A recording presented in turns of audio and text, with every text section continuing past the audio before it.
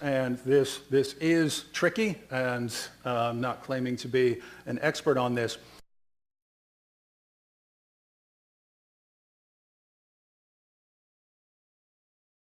My name is Ahmad, and this is a question for Dr. Wood. It's a little bit different about what we've been talking about today, but it's about the nature of Jesus. In 1 John 3:20, it says, "If our hearts condemn us, we know that God is greater than our hearts, and he knows everything." In Mark 13:32, it says, "But about that day or hour no one knows, not even the angels in heaven, nor the Son, but only the Father." So if Jesus is God, how do you not know about the hour or the day? Thank you. Yeah, and that's I would say that's probably the best verse to bring up if you were challenging the deity of Christ. But this is similar to the earlier question in how can God die, right? If you're just saying God, as he is in himself, eternally, well, that would make no sense for God to die.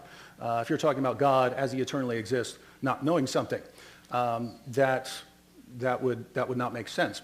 If you're talking about the incarnate, the divine Son becoming incarnate, well, then you have two natures, and this is tricky, and I'm not claiming to be an expert on this, but if you take the doctrine of the incarnation seriously, if you read in Philippians chapter 2, that Jesus, being in very nature God, or being in the form of God, did not consider that equality with the Father, something to be held onto, but made himself nothing, taking on human likeness.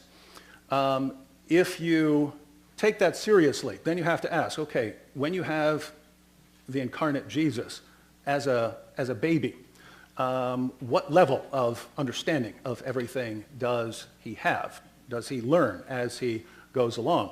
And again, this wouldn't make sense if you're just talking about God as he exists in himself, but we can have these kinds of discussions if we're talking about Jesus actually becoming a man.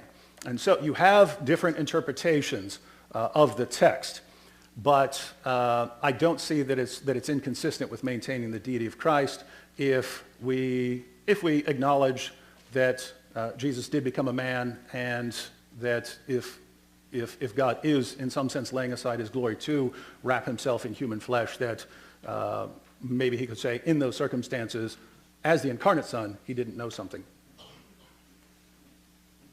Yeah, this question is obviously not directly related to our topic, and I would have respected David's choice if he chose not to address this question.